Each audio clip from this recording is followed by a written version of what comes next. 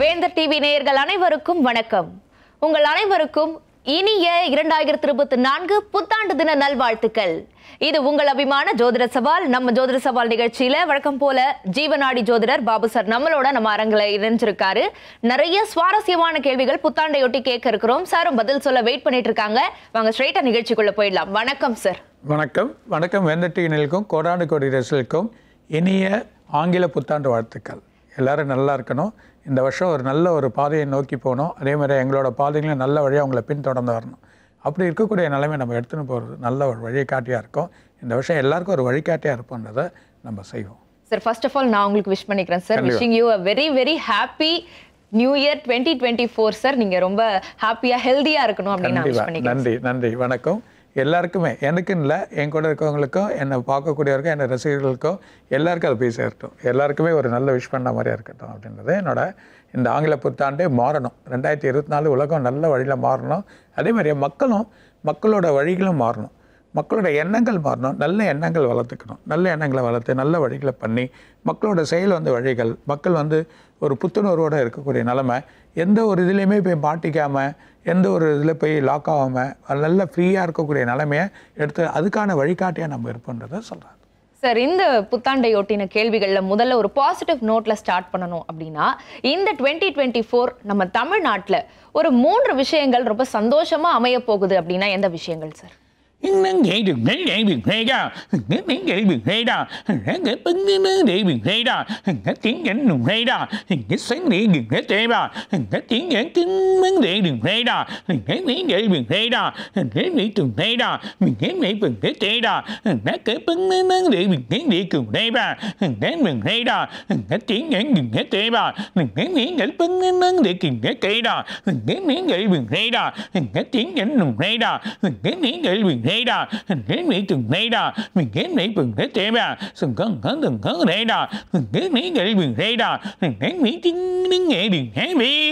தமிழ்நாட்டை பொறுத்த வரைக்கும் பல மாற்றங்கள் நடக்க போகுது. பல மாற்றங்கள் வழி வரும். முதன்மையாக சுகாதாரம்.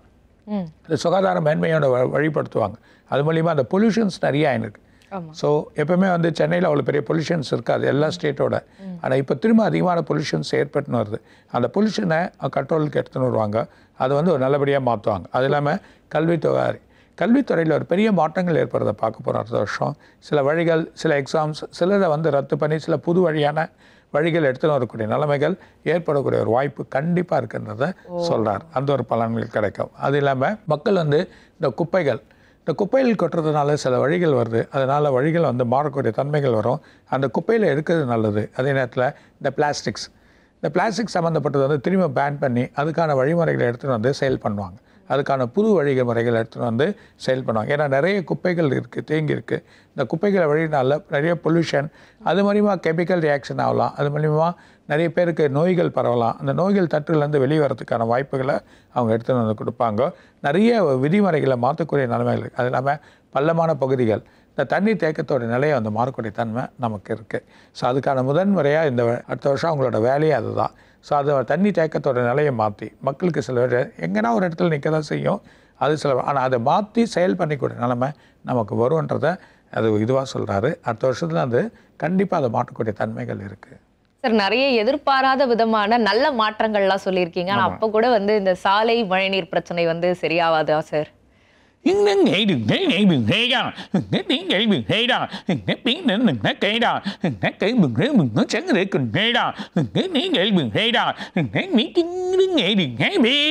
கண்டிப்பாக அது நடக்கும். முழு மூச்சு கொண்டு விரைவு பணிகள் செய்வாங்க. அந்த விரைவு பணிகள் எடுத்துன்னு முழு மூச்சு கொண்டு செஞ்சாங்கன்னா கண்டிப்பாக அந்த சாலை பணிகளை நிவர்த்தி பண்ணிடலாம். நம்ம சாலைகள் மெயின். ஒரு மனிதனுக்கு உயிர் பாதுகாப்பு ரொம்ப அவசியம். அந்த பாதுகாப்பாக இருக்கக்கூடிய ட்ராவல் பண்ணக்கூடிய இடம் தான் சாலைகள். அதர் கண்ட்ரியில் பார்த்தீங்கன்னா இந்த சாலைகளோட விதிமுறைகளே ரொம்ப தத்துவமாக இருக்கும். மெயினாக நம்ம ஆளுங்க கடைப்பிடிக்கணும். நம்ம ஆளுங்க அந்த சாலை விதிமுறைகளை கடைப்பிடிக்கிறது ஒரு பெரிய நல்ல பலனை கொடுக்கும். சாலை விதிமுறைகளை கடைப்பிடிங்க. வண்டியில் போகிறது நிதானமான வழியாக போங்க. ரொம்ப யோசனைகள் வச்சுக்காதீங்க. அப்பப்போ அங்கங்கே ஈஸியாக போயிடலான்னு சொல்லிட்டு ஒரு வழியை நம்ம தேர்ந்தெடுத்து ஒரு சந்து வழியாக போயிடுறீங்க. அதனால் பின்னாடி வரக்கூடிய ஆபத்து, உனக்கு முன்னாடி போகிறவங்க பின்னாடி வரவங்க எந்த நிலையில் இருக்காங்க பார்த்துட்டு போகக்கூடிய நிலைமைக்கு நீங்கள் போகிறது நல்லது. இதெல்லாம் நல்ல ஒரு பலனை கொடுக்கும். ரெண்டாவது, இந்த பப்ளிக் அவேர்னஸ் நமக்கு தேவைப்படுது. ஸோ ரொம்ப தேவைப்படுற நிலமையில் இருக்கும். புரியுது எனக்கு? எந்த நேரத்தில் தொற்று வரும், எந்த நேரத்தில் ப்ராப்ளம் வரும், எந்த நேரத்தில் அடைப்பு ஏற்படும், இதுவே இருக்கக்கூடாது. அதர் கண்ட்ரிஸ் போல் வரக்கூடிய நிலைமை கண்டிப்பாக ஏற்படும்ன்றதை என்னோட. சரி, இந்த 2024 யங்ஸ்டர்ஸ்க்கு எப்படி இருக்க போகுது?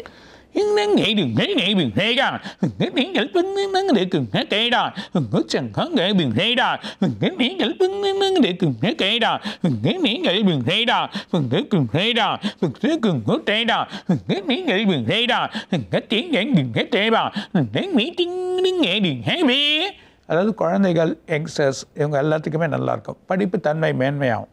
படிப்பில் நல்ல கவனம் செலுத்துவாங்க. ஆன்லைன் படிப்பு வந்துடும். எல்லாத்துலேயும் வந்து டிஃப்ரெண்ட்டான ஒரு வழி வரும். அது இல்லாமல் ஏஐ, அதாவது ஆர்டிஃபிஷியல் இன்டெலிஜென்ட், அது இல்லாமல் ChatGPT அந்த மாதிரி இருக்கக்கூடியதெல்லாம் நிறைய வருது. இதெல்லாம் புது டெக்னாலஜிஸில் வந்துடும். புது டெக்னாலஜிஸை டெவலப் ஆகிடும். ஆனால் அது ஒரு பக்கம் இருக்க, இந்த போதைப் பொருட்கள் இந்த சம்மந்தப்பட்டதெல்லாம் மக்கள் வருவதற்கான வழியை பார்க்கணும். ஸோ போதைப் பொருட்கள், தண்ணி அடிக்கிறது, இந்த வழிகள், இது சம்மந்தப்பட்ட வழிகள் எல்லாத்தையும் நம்ம மாற்றி அமைக்கிறது நல்லது. ஸோ யங்ஸ்டர்ஸ் ஒரு வழியாக, அப்புறமா வந்து நம்ம இருக்கக்கூடியது, நமக்கு கிடச்சிருக்கக்கூடிய நாண வழிகள் போகிறது ரொம்ப நல்ல வழி கிடைக்கும். யோகாசனம், இந்த யோகாசன வழிகள் போக சொல்ல தன்னம்பிக்கை வளர்ச்சிக்கலாம், நம்ம நிலையை வந்து உயர்த்திக்கலாம். அந்த மாதிரி நிலைமையை உயர்த்திக்கிறது உங்களுக்கு நல்ல ஒரு பலனை கொடுக்கும். இந்த வருடத்துலேருந்து 2024 பப்ளிக் அவேர்னஸ்லேருந்து பப்ளிக் வந்து ஹெல்ப் பண்ணுறது. புரியுதா? பப்ளிக் என்ன வழியாக ஹெல்ப் பண்ண முடியும், நம்ம ரோட் லைனில் என்னென்ன பண்ண முடியும், புரியுதா? நம்மளால் என்ன மற்றவங்களை வந்து பாதுகாக்க முடியும் அப்படின்ற ஒரு எண்ணங்களை இந்த யங்ஸ்டர்ஸ் வளர்த்துக்கிறது நல்லது. ஸோ முன்னிருந்து செய்யக்கூடிய, ஏற்கனவே நம்ம தமிழ்நாட்டு பிள்ளைகள் வந்து எப்பவுமே முன்னிறுத்தி செய்வாங்க எல்லா விஷயத்தையும். எந்த ஒரு வாலண்டியர் பண்ண அந்த மாதிரி வாலண்டியர் எப்பவுமே செய்யக்கூடிய நிலைமைக்கு வாங்க. ஸோ அதுலேருந்து மாறக்கூடிய, அதே மாதிரியா இந்த யோகா கலைகள்லாம் பண்ண சொல்ல உங்கள் மனசில் வந்து ஒரு திருப்தி வரும். இந்த கெட்ட பழக்கங்கள்லேருந்து சில வழிபடுறது அவங்களுக்கு நல்ல ஒரு வழியாக கிடைக்கும். நிறைய இந்த போதைப் பொருட்கள் உட்கொள்வது, போதை வழிகள் வசதிகள், இதெல்லாம் நமக்கு தேவையற்றது. ஸோ அது தேவையில்லாத ஒரு பொருளை எடுத்துகிட்டு வழிகள் எது தேவையோ, இன்பங்கள் எது தேவையோ, வெளியே சுற்றுறது எது தேவையோ, கலைத்தொழிலில் சம்மந்தப்பட்டது எது தேவையோ, சினிமாக்கள், வழிகள், இதெல்லாம் நமக்கு தேவையான விஷயம், அதுக்கெல்லாம் போகலாம். ஆனால் இந்த மாதிரியாக இருக்கக்கூடிய போதைப் பொருட்கள் இதெல்லாம் வந்து அவாய்ட் பண்ணுறது இந்த பிள்ளைகளுக்கு ஒரு நல்ல கொடுக்கக்கூடிய அட்வைஸாக இருக்கும். படிப்பு கவனத்தில் போங்க. டெக்னாலஜிஸ் பெறுது, அந்த டெக்னாலஜிஸ் வழியாக போங்க. வெளிநாட்டில் இருக்கக்கூடிய டெக்னாலஜியை இங்கே எடுத்துன்னு வாங்க. அந்த டெக்னாலஜியை இங்கே பெருக்கிறதுக்கான வழி என்னவோ அந்த மாதிரி ஒரு நிலைமை எடுத்துனா, அந்த மாதிரி ஒரு நம்ம டிசைன் பண்ணி கொடுக்குறது, ஒரு புது டிசைனை உருவாக்குறது, அந்த மாதிரியே பண்ணக்கூடிய நிலைமை அவங்க எடுத்துன்னு வந்தாங்கன்னா அவங்க மைண்ட் நல்லாயிருக்கும். கெட்ட பழக்கத்துலேருந்து வெளியே வர்றது ஒரு பெரிய பலனை கொடுக்குன்றதை சொல்கிறாங்க. சரி, இந்த இளைய தலைமுறைக்கு இந்த டாஸ்மாக்லாம் வந்து கொஞ்சம் கொஞ்சமாக ஒழிய வாய்ப்பு இருக்கா?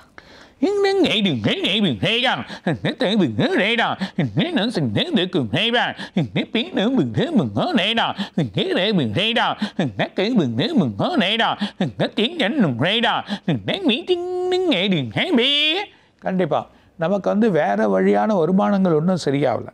வரக்கூடிய பயிர் தொழில் இல்லைன்னா வேறு தொழிலோ வேறு சம்மந்தப்பட்ட தொழிலே நம்மளோட டெவலப்மெண்ட் வராததுனால இதை நம்பி நம்ம இருக்க வேண்டியதாக இருக்குது. ஸோ டாஸ்மாகை நம்பி நம்ம இருக்க வேண்டியதாக இருக்குது. ஆனால் இந்த டாஸ்மாகோட வழியை வந்து அடுத்த வருஷம் பார்த்திங்கன்னா கொஞ்சம் குறைச்சிடுவாங்க. அதுக்கான வழிகள் கொஞ்சம் சில கடைகளை மூடக்கூடிய நிலைமைகள் எடுத்துன்னு வந்துடுவாங்க. அதே நேரத்தில் அடுத்த வருஷத்தில் பார்த்திங்கன்னா சில மாற்றங்கள் ஏற்படுறதுக்கு வாய்ப்பு இருக்கிறதுனால இதெல்லாம் காலப்போக்கில் குறைய ஆரம்பிச்சிடும். ரெண்டாவது நமக்கு என்னென்னா, ஒரு குஜராத்தில் இந்த மாதிரி ஒரு நிலைமையே வேணான்னு சொல்லி அதை ஒதுக்கி இருந்ததுனால தான் இன்றைக்கி பிரதமராக இருக்கார் நம்ம பிரைம் மினிஸ்டர் மோடி. நீங்கள் நல்லா பார்த்துருப்பீங்க, அந்த குஜராத்தில் மட்டுமே இன்றைக்கி ஒயின் ஷாப்போ இதுவோ எதுவுமே கிடையாது. ஸோ அதை வந்து கிட்டத்தட்ட ஒரு 20 வருஷமாகவே அதை ஒதுக்கி வச்சதுனால அதில் 90% எங்கன்னா 10% பீப்புள் எந்த ஊருக்குன்னா போவாங்க, வெளியூர் போவாங்க, அந்த இடத்துல போய் சாப்பிட்லாமே தவிர அவங்க ஊரில் சாப்பிடக்கூடிய நிலைமை அவங்களுக்கு கிடையாது. அப்போ 90% பீப்புள் நல்லபடியாக ஆகக்கூடிய நிலைமை வரும். அந்த நிலைமை நம்ம எடுத்துன்னு வரோம். அந்த நிலைமை எடுத்துன்னு வரணும்னா அதுக்கான வழிமுறைகளை வந்து அவங்க முயற்சி பண்ணுவாங்க. கண்டிப்பாக முயற்சியில் இருக்கும். யாராக இருந்தாலும், எந்த ஒரு முதல்வராக இருந்தாலும் அவங்களோட எண்ணங்கள் மற்றவங்க கெட்டு போகக்கூடாதுன்ற எண்ணம் தான் இருக்கும். அதனால் கண்டிப்பாக நிலைகள் மாறக்கூடிய தன்மைகள் நமக்கு வரும். சார், ஆனால் தமிழ்நாடு அரசு பொறுத்த வரைக்கும் ஒரு ஐடியா வந்து வச்சுருந்தாங்க. அதாவது என்னென்னா, பப்ளிக் பிளேசஸில் மால்ஸ்லேயே வந்துட்டு காசு போட்டால் மது கிடைக்கிற மாதிரியான ஒரு ஐடியா வந்து வச்சுருந்தாங்க. இது வந்து அமலுக்கு வந்துருமா?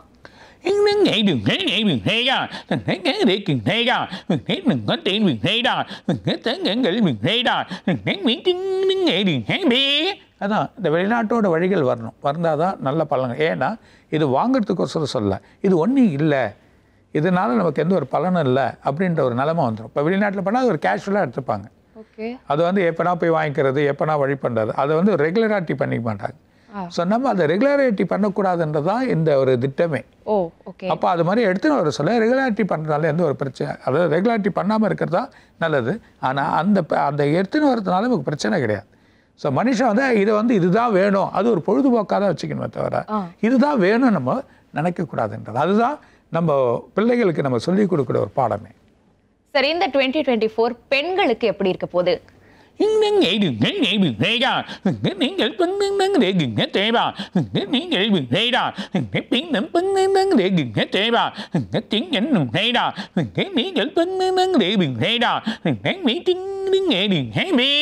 கண்டிப்பா நிறைய முதன்மையில் வருவாங்க. ஒன்று, இந்த அடுத்த வருஷம் பார்த்தீங்கன்னா ஒரு ஸ்போர்ட்ஸில் 2 பெண்கள் பெரிய இதில் அவார்டு வாங்குறதை நீங்கள் பார்க்க போகிறீங்க.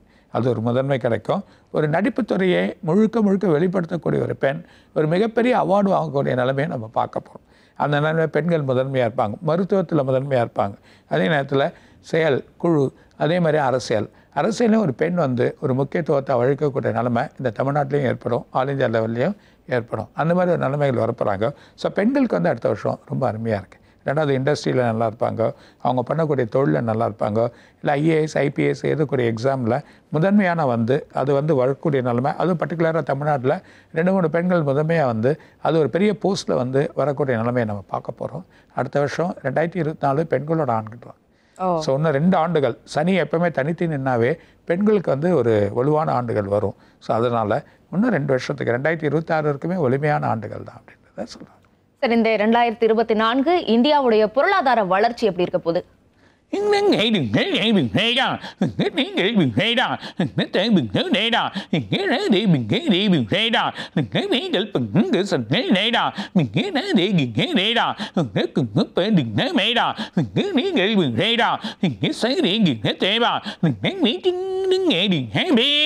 அதாவது புது வர்த்தகங்கள் வரப்போகுது.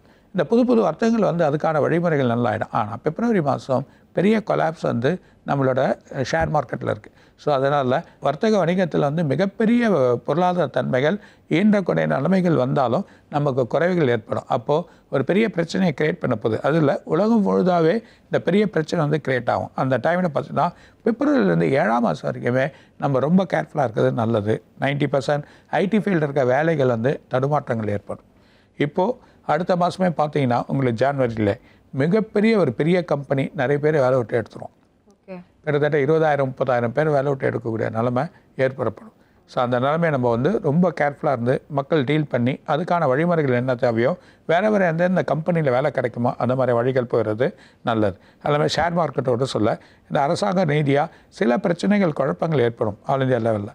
அந்த லெவலில் ஏற சொல்ல கண்டிப்பாக இந்த வேலைவாய்ப்பு திட்டங்கள் வந்து சில குறைவுகள் ஏற்படுறதுக்கான வாய்ப்புகள் இருக்குது. அதுப்போது நம்ம ரொம்ப கவனமாக செலுத்த வேண்டியது இருக்குது. ஆனால் எக்கனாமிக் பொறுத்த வரைக்கும் ஒரு பெரிய டெவலப்மெண்ட்டை கொடுக்கும். ஜூன் ஜூலைக்கு அப்புறமா எக்கனாமிக் பெரிய லெவலில் போயிடும். ஆனால் இந்தியாவோட பொருளாதாரம் யாராலும் வீழ்ச்சி பண்ண முடியாது. இந்த பொருளாதாரத்தோட நிலைமை பார்த்திங்கன்னா சடனாக நம்ம முதன்மை நிலைமை கூட வரலாம். அந்த மாதிரி ஒரு நிலைமை சடனாக ஏறும். ஸோ அந்த மாதிரி நிலைமைக்கு வந்து நம்ம முதன்மை நிலைமையாக வந்து வழிகாட்டியாக இருக்கக்கூடிய நிலைமை காமிச்சிட்டு திரும்ப கீழே வரலாம் போர்டில். ஆனால் போர்டில் பார்த்தீங்கன்னா முதன்மை நிலைமைக்கு வந்து கூடிய நிலைமை எடுத்துன்னு வருவாங்க. அந்த மாதிரி வாய்ப்புகள் அதிகம். ஆனால் வீழ்ச்சிகள் ஒரு பக்கம் இருக்குது. அந்த வீழ்ச்சியை ரொம்ப கேர்ஃபுல்லாக கவனமாக பண்ணிட்டு போனாங்கன்னா நல்லா இருக்குன்றதை சொல்கிறாங்க. சரி, இந்த ஆண்டு எந்தெந்த தொழிலெல்லாம் வந்து நம்ம இன்வெஸ்ட் பண்ணால் லாபம் கிடைக்க வாய்ப்பு இருக்குது?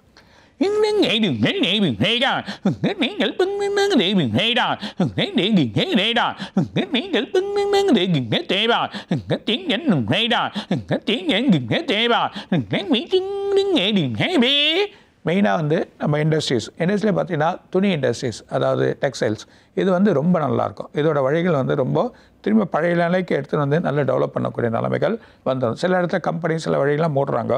ஆனால் அப்படி இல்லாத ஒரு நிலைமை ஏற்படுறதுக்கான வாய்ப்புகள் இருக்கும். அதே மாதிரியா பயிர்த்தொழில், இந்த பயிர்த்தொழில் இருக்கக்கூடிய வணிக வர்த்தகங்கள், இந்த வணிகத்தில் இருக்கக்கூடியவை நல்ல ஒரு பலனை, ஒரு பெரிய பலன் நமக்கு ஈண்டக்கூடிய நிலைமை வரும். அது இல்லாமல் உங்களுக்கு வந்து இந்த கார், எலக்ட்ரிக்கல் பைக், இதெல்லாம் இந்த எலக்ட்ரானிக் கார்ஸ், இதெல்லாம் பெரிய லெவலில் வரும். ஏன்னா நிறைய பேர் அதை வாங்க ஆரம்பிச்சிடுவாங்க. நிறைய எலக்ட்ரிக்கல் பைக் வந்துடும். இந்த எலக்ட்ரிக்கல் பைக் வந்து ஸ்பீடாக ஓடக்கூடிய நிலைமை, ஹெவி ஸ்பீடாக ஓடக்கூடிய நிலைமைலாம் வந்துடும். அப்போ என்னென்னா எல்லாமே எலக்ட்ரிக்கல் பைக் போயிடுவாங்க.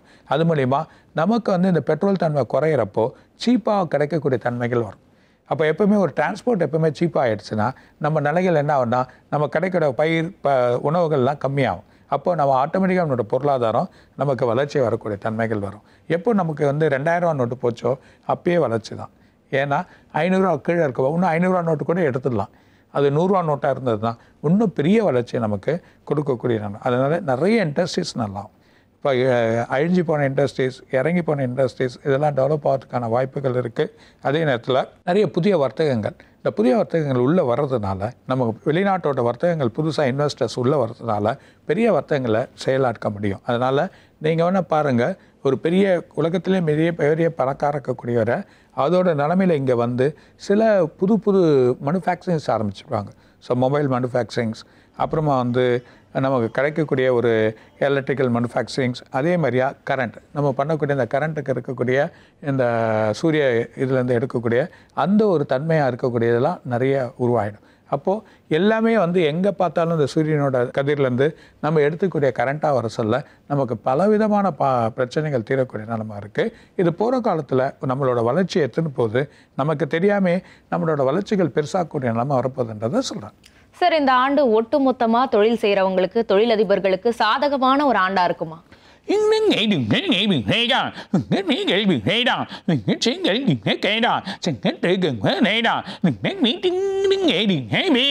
கொஞ்சம் 2ஆம் மாதத்துலேருந்து 5ஆம் மாதம் வரைக்கும் உலகம் முழுதுமே சில பிரச்சனைகள், போர்க்களங்கள் இதெல்லாம் அதிகமாக இருக்கிறதுனால சில வழிகள் வந்து குழப்பமான நிலைமைகள் தான் இருக்கும். அதனால கொஞ்சம் வீழ்ச்சிகள் வரும் இந்த தொழிலதிபர்களுக்கு. அதுக்கப்புறம் நல்லா வரும். ஆனால் கோல்டு தங்கம், இந்த கோல்டு தங்கம் வந்து அடுத்த மாதம் பார்த்தீங்கன்னா குறையும். கொஞ்சம் குறைஞ்சிட்டு பிப்ரவரிக்கு அப்புறமா இந்த கோல்டு தங்கம் ஏறதான் போகுது. அதனால் இன்வெஸ்ட்மெண்ட் வந்து சில இன்வெஸ்ட்மெண்ட் எல்லார் வீட்லையுமே கொஞ்சம் வாங்கி வச்சுக்கோங்க. ஸோ அதை அப்பப்போ கொஞ்சம் எது கிடைக்குதோ, வெள்ளி எது கிடைச்சாலும் அதை வாங்கி வைங்க. அது ஃப்யூச்சரில் பெரிய டிமாண்ட் ஆகும். ஸோ அதர் கண்ட்ரீஸில் எங்கே ஆஃப்ரிக்கா, சவுத் ஆஃப்ரிக்கா சொல்லக்கூடிய ஒரு பெரிய இடத்துல மேனுஃபேக்சரிங் ஆகக்கூடிய கோல்டே டிமாண்ட் ஆகும். அந்த டைமில் இன்னும் மிகப்பெரிய லெவலில் போயிடும். சில டேக்ஸுகள் ஃப்ரீ பண்ணியும் இந்த கோல்டு வந்து திரும்பி ஏறும். அந்த மாதிரி ஒரு நிலைமைகள் வரதுக்கான வாய்ப்புகள். அப்போது நம்ம இன்வெஸ்ட்மெண்ட் பண்ண சொல்ல அந்த டைமில் விற்றுட்டு நம்மளோட வழிகள் வரலாம். ஏன் சொல்லனா, அந்த டைமில் நம்ம விற்க சொல்ல இந்த லேண்ட் வேல்யூவும் இங்கே ஏற ஆரம்பிக்கும். அதிகமான லேண்ட் வேல்யூ வந்து அதிகமாக ஏற ஆரம்பிக்கிற நிலை வரும். அந்த டைமில் பார்த்தீங்கன்னா நமக்கு இந்த பொருளாதாரங்கள் இந்த ஒரு வழியில் நிலையை நாட்டிடும். அந்த வழிகள் வந்து மக்கள்கிட்ட கொஞ்சம் பணங்கள் வரக்கூடிய நிலைமை ஏற்படும். சார், கொரோனா பரவல் வந்து மீண்டும் அதிகரிச்சுட்டு வருது. குறிப்பாக கேரளாவில் வந்து ரொம்ப அதிகமாக இருக்குது இந்த கொரோனா பரவல். இதனுடைய வீரியம் இந்த ஆண்டு எப்படி இருக்க போகுது?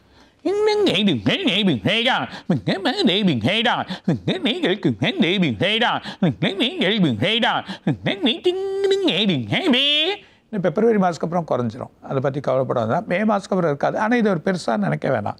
இல்லைமேட்டு இது ஒரு கேஷுவல் திங்ஸ். இதுக்கான மருந்துகள், வழிகள் தான். பெரிய உயிரிழப்போ பெரிய இதுவோ வராது, அந்த மாதிரி இருக்காது. அதனால பேடான விஷயம். சரி, இப்போ ஆன்மீக கேள்விக்கு வந்துடலாம் சார்.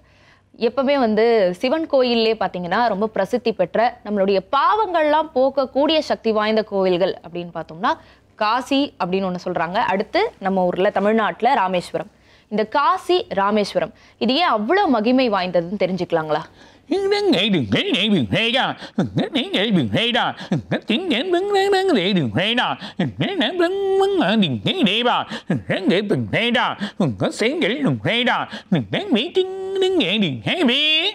புனித நீராடுதல் உலகத்தில் வந்து ஹோலி வாட்டர்ஸ்.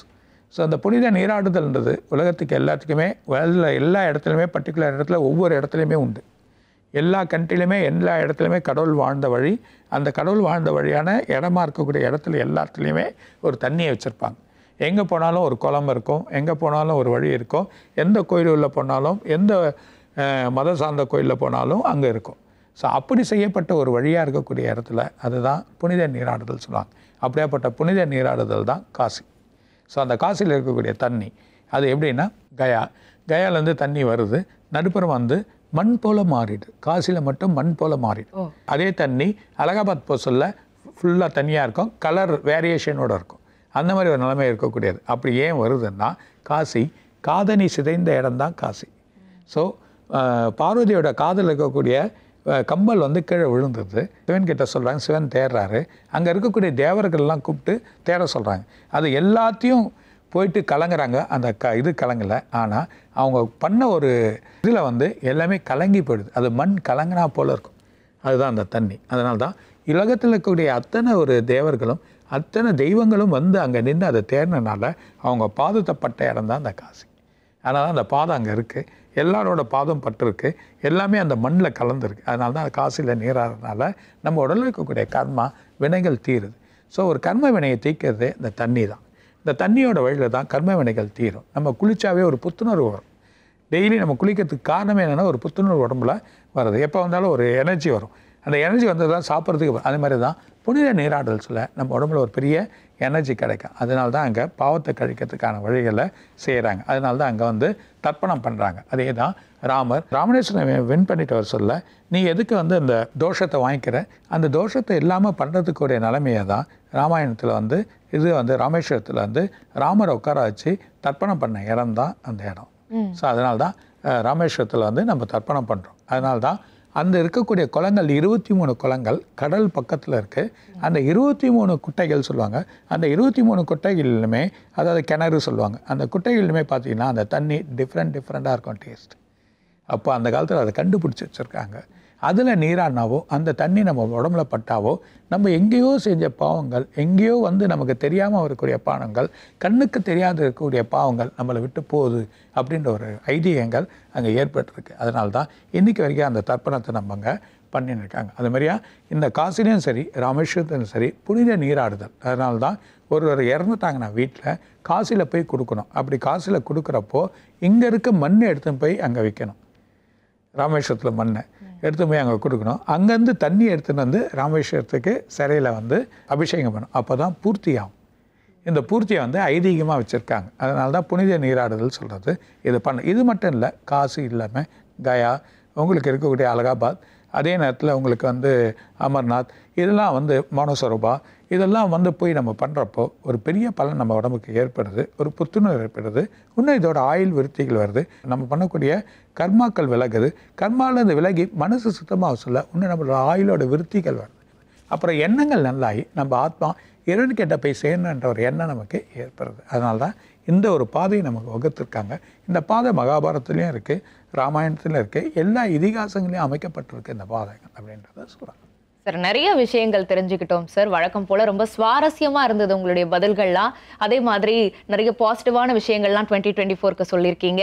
ஹோப் அது எல்லாமே நீங்க சொன்னதெல்லாம் நடக்கணும் அப்படின்னு சொல்லிட்டு ரொம்ப நன்றி சார். வணக்கம். வேந்த டிவியிலும் கோடானு கோடி ரிசல்ட்டுக்கும் இன்னும் நிறைய இருக்காங்க சார். என்னுடைய இனிய ஆங்கில புத்தாண்டு நல்வாழ்த்துக்கள். மீண்டும் வேந்த டிவி நேயர்கள் அனைவருக்கும் இனிய 2024ஆம் ஆண்டு புத்தாண்டு தின நல்வாழ்த்துக்கள். மீண்டும் மற்றும் ஒரு ஜோதிட சவால் நிகழ்ச்சியில் உங்களை சந்திக்கும் வரை உங்களிடமிருந்து விடைபெறுவது சௌந்தர்யா சிவராஜ்.